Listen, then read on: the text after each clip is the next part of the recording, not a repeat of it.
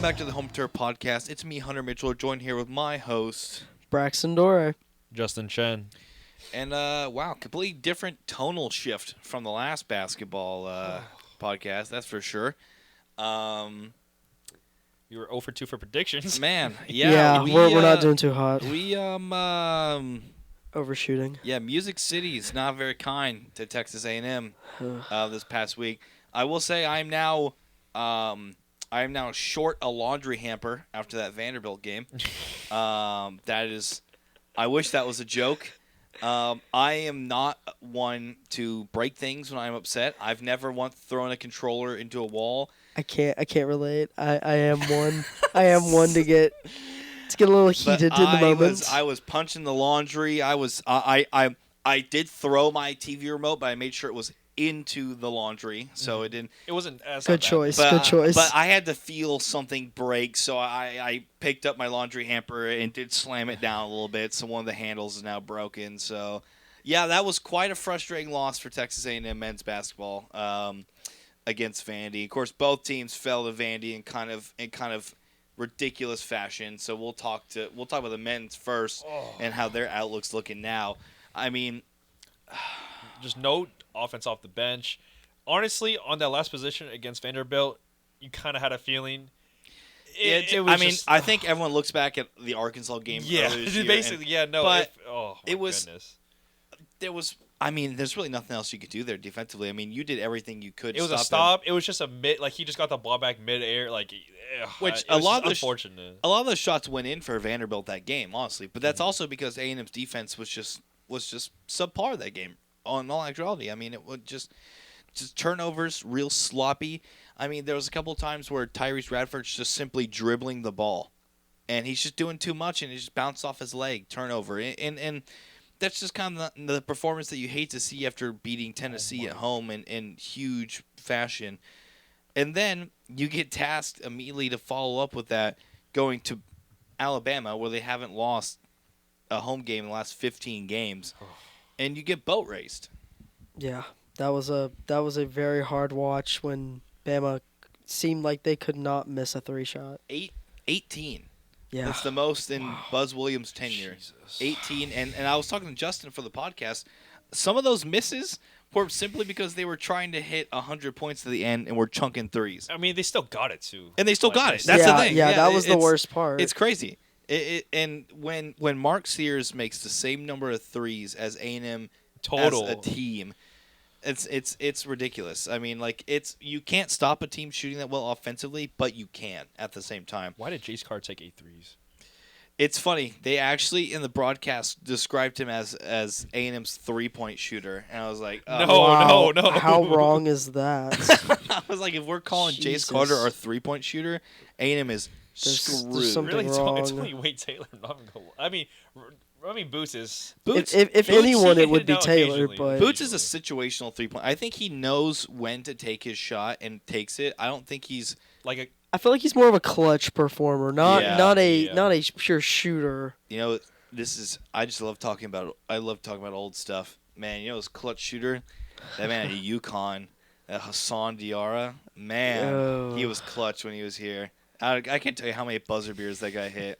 He had the one against Abilene Christian. Had that one against Florida. That was nuts. Mm-hmm. Anyway, I'm getting the ability to make those. It was a good old days. It was a good old days. We had Quinn Jackson.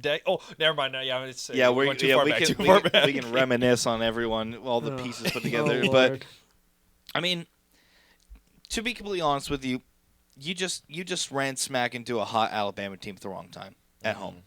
Absolutely. It's not a whole lot you can do there, but you have to beat the games where you control your fate. They play down to their level, which you cannot do.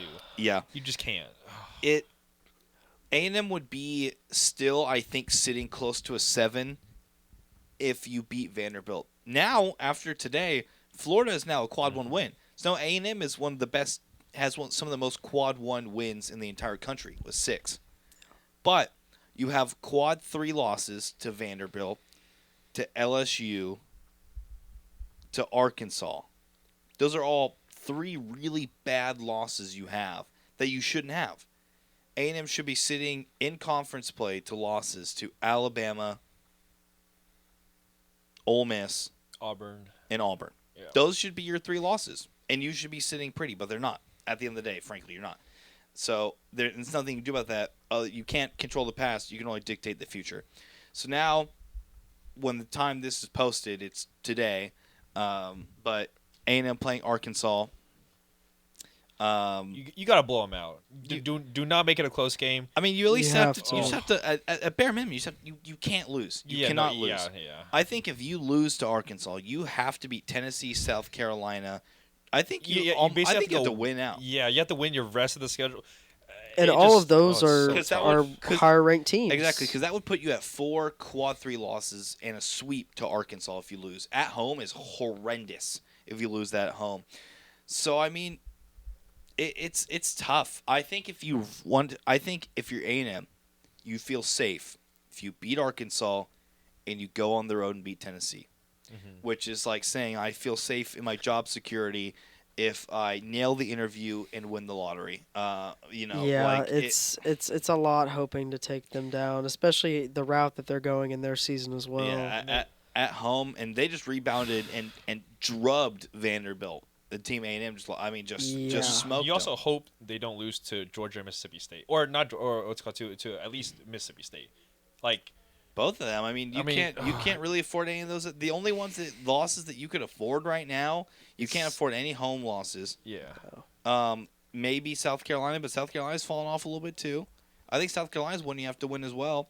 It's tough because this is such a strange team. You look at this team with all their quad 1 wins, and you realize, okay, this team really. Kentucky, Tennessee. It looks so. They it play looks nice, up it looks to pretty. competition, but they play down to the teams they shouldn't be playing against. Which is why I think that Bama, that's just simply a hot team that was just hot at the right time. It is what it is. Yeah. Yeah. I think they do play up, which makes you feel good about Tennessee, South Carolina, but then you look at the Mississippi States and the Georgias and the Arkansas and That are neck and neck with your ranking. yeah, and it's I think that it's just bringing that intensity day in and day out, and I think that you need to be able to play in a gym that isn't completely at capacity. I think you have to be able to win in those quiet gyms where no one shows up, like Vanderbilt. They were lacking energy because there was like 6 people in the audience. No offense, Vanderbilt, but it was like All 6 fans were cheering and Yeah, some of the core basically. I was about to say when it was even the loudest for Vanderbilt, it was still quiet.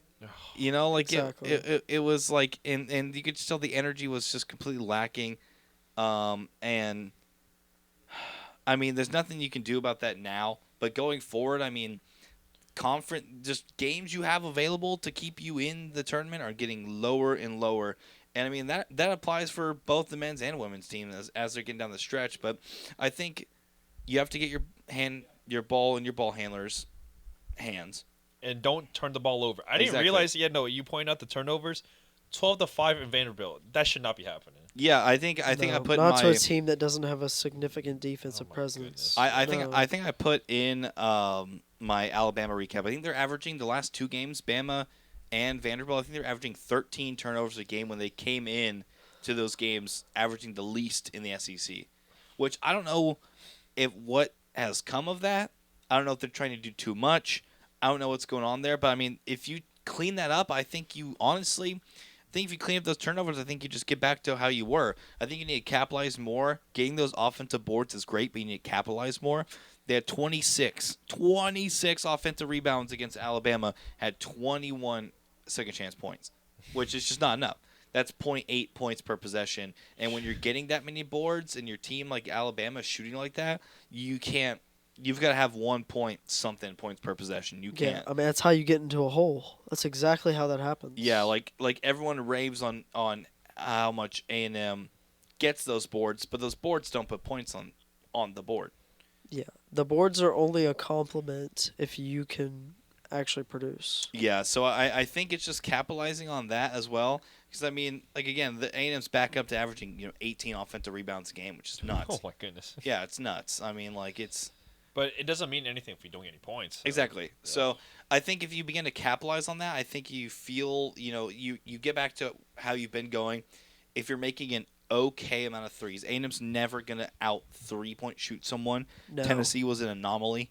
Wade Taylor's just hot that game, and it just happens. You'll not get Tennessee again. You have to shoot an okay amount. 30% is probably what you're shooting for. Probably 5 for 15, probably something like that. And then you need to shoot like a calm 40% from the field.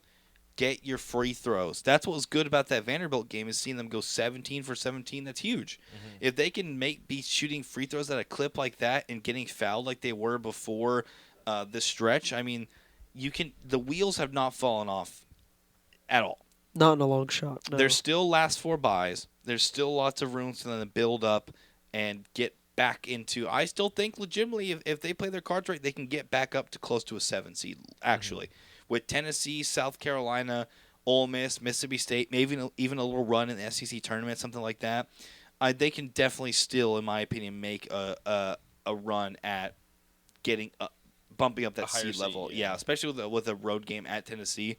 But again, a lot of chances. Again, you have a lot of opportunities, but glass half full, glass half empty. This stretch is going to make or break basketball and show if they're playing in the tournament or if they're going to the NIT. So, yeah, it's a fun stretch. But I think when you look at it, I think you have to say that trim the turnovers down. That's a duh. That's an obvious. You have to bring those turnovers down. Knock down your shots. Yeah. Knock them down. Drive, get shots at the hoop.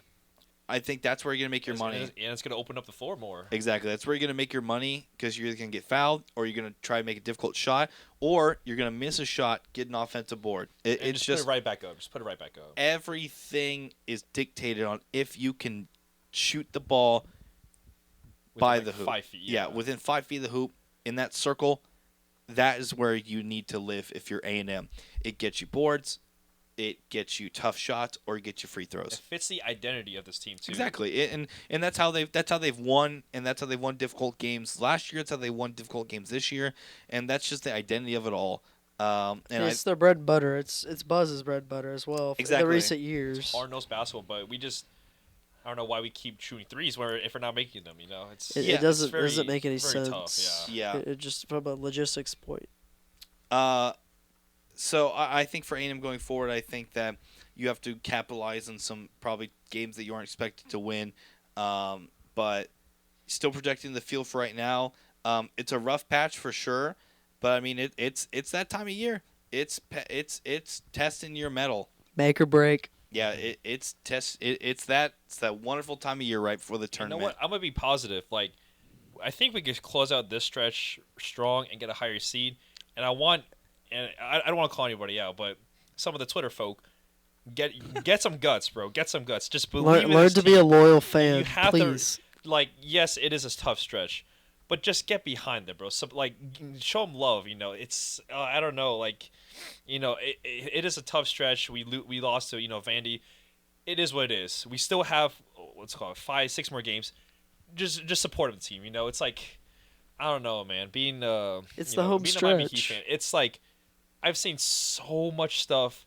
Just have some guts, bro. Just have some guts. It's gonna pay off, It's gonna be some good karma that it's gonna be repaid. I feel like. I still have a lot of faith in this team. I obviously still think they're an NCAA tournament caliber team. I think they can get there, but they have to. At this point, it's kind of just hanging on. Yeah.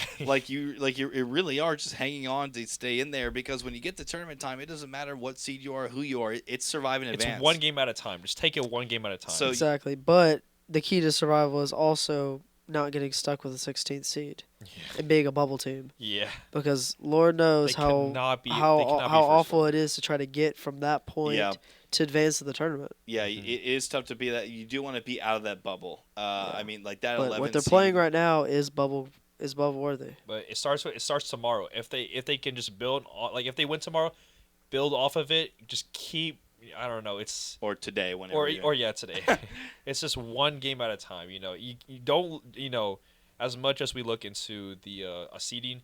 For them, they can't think about that. Yeah, exactly. They can't think about that's our job to think about that. Yeah. No, it's our job to comment on these, on all of these possibilities. It's easy for us to say because we're not players. But Yeah, it's for them, focus up. Yeah, it's Arkansas, and then you get that lovely stretch of you get your Wednesday, Thursday, Friday instead of a Thursday, Friday from playing on a Wednesday.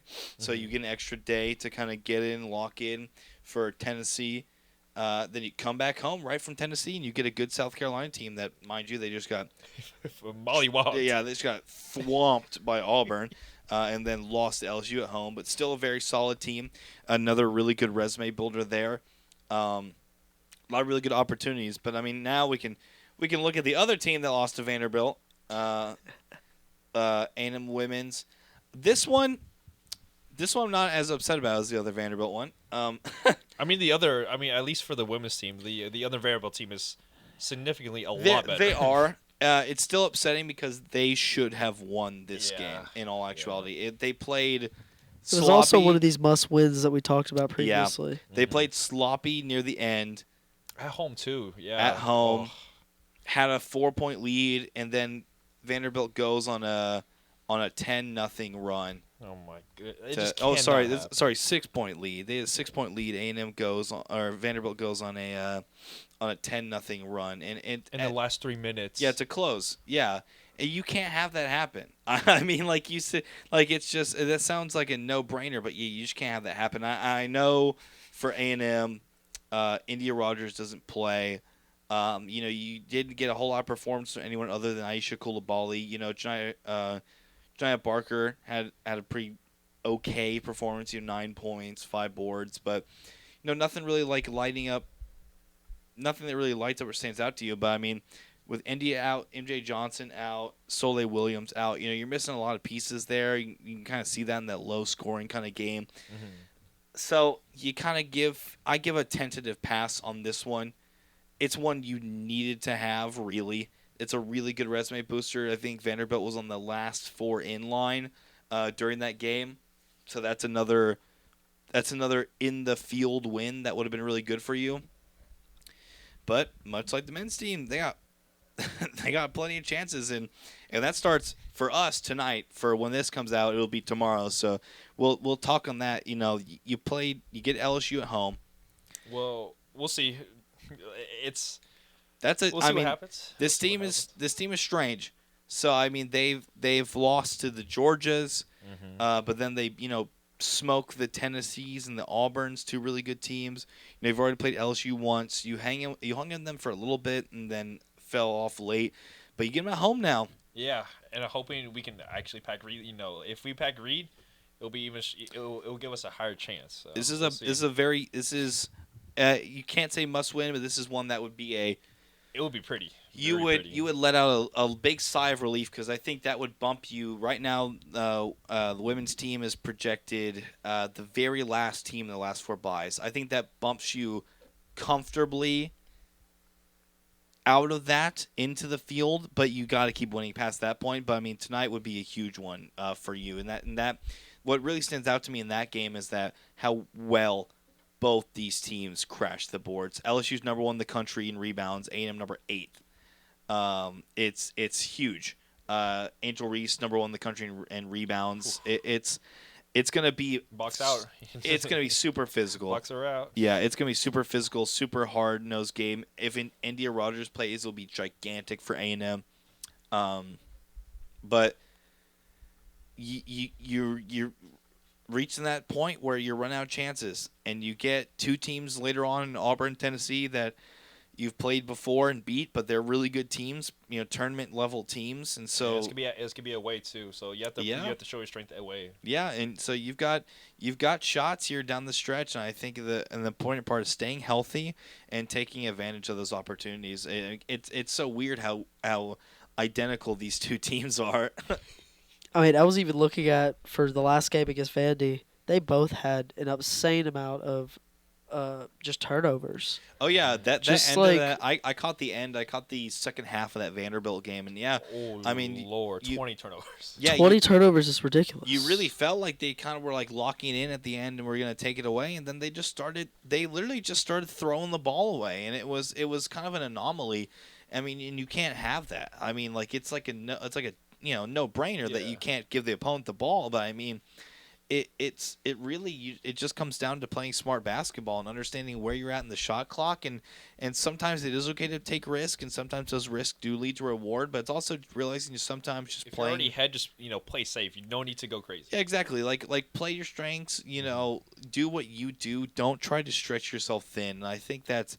Don't shoot yourself in the foot. Yeah, I think a lot of the pressure comes onto these two teams. When you think of kind of the history women's basketball has, with Gary Blair, and then the recent success men's basketball has had. I think that a lot of pressure kind of builds on you, and I think they, like Justin said, you just got to get out there and play basketball. I think just go out there and play your game. Don't worry about anything else. Don't try to do too much. Just play. Just play your brand of basketball. Exactly. And they both play very similar brands of I basketball. gotta say, they're both very boards, physical, in your face, down in the paint basketball. And I think that benefits you in the long run is being able to play that type of basketball where you're hyper physical, hyper aggressive. If you can keep that intensity and aggression up and limit turnovers, being aggressive without being careless, I think is the main thing. And I think if both teams can capitalize on that down the stretch, I think we could have both these teams playing in March. But SEC is never going to be easy to anybody in any sport. So it's a gauntlet from here on out. Never forgiving. Never forgiving. No, it's going to be a tough stretch. I think, again, like mentioned, for both teams, it hyper similar, and I think it's just limiting turnovers and not letting your opponent dictate the style of game. LSU is going to try to speed you up. They're going to try to out rebound you. They're going to limit your possessions and maximize their possessions. For the men's team going forward, Arkansas, that's a team you have to beat. They have a lot of really elite guards that can light you up. They're not super great from deep, but they will spread you out by driving the paint. And then you get Tennessee coming up. Again, team that you beat, but at home, Dalton Connect, probably SEC Player of the Year, probably runner-up for Naismith Player of the Year, National Player of the Year.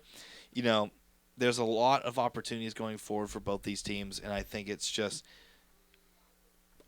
playing your brand of basketball, and that's the most you can ask for. If your brand of basketball doesn't get you in the tournament, there's nothing else you can do. Wasn't meant to be. Exactly. I think if you're letting your opponent dictate it, I think that's where you lose. And so I think at home, especially, these teams have to take advantage of and steal some of these games away. But we'll see. It's the best time of year.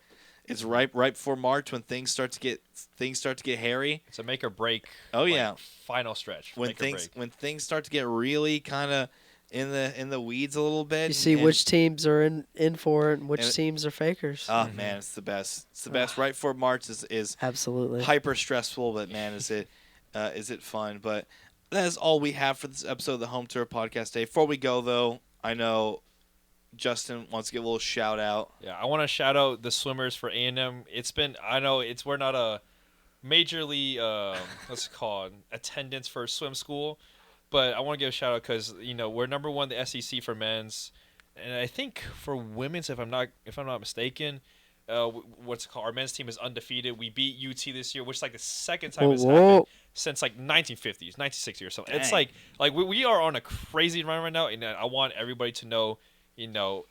Although it's in Auburn, I want y'all to keep up with it.